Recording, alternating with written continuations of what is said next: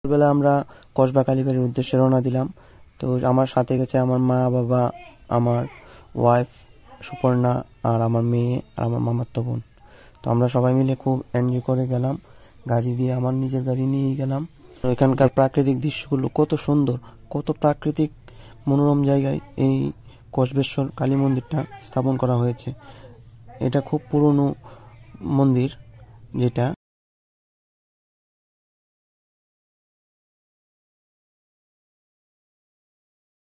তো আমরা সবাই এসে পড়লাম, আর এসে আমার মেয়েকে স্নান করালাম। স্নান প্রথম তার ঘাটে নামানো হয়েছে তাকে, আর সে খুবই খুশি, ঠান্ডাও লাগছে, আবার খুবই মেজাজ মানে খুবই আনন্দ করছে এখানে। আর এই যে পুজো দিয়ে এখন এসে পড়লো সে মন্দিরে। মন্দিরে তাকে নমস্কার করার জন্য বলছে, কিন্তু সে কিছু বুঝতে পারছে না, সে সব পারছে না সে কি করবে।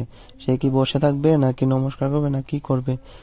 ওকে বসানোর চেষ্টা করা হচ্ছে নমস্কার দেওয়ার জন্য। পুরোটা ভিডিও দেখে আপনাদেরকে বলবো, কমেন্টে অবশ্যই জানাবেন যে কি প্রবলেম আছে, ভিডিও এডিটিংয়ে কোনো প্রবলেম আছে বা কি প্রবলেম।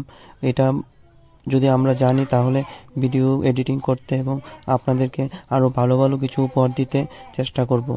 আর যদি ভালো লাগে তাহলে চ্যানেলটাকে সাবস্ক্রাইব করবেন এবং পাশে থাকা বেল আইকনটা বাজিয়ে রাখবেন। আর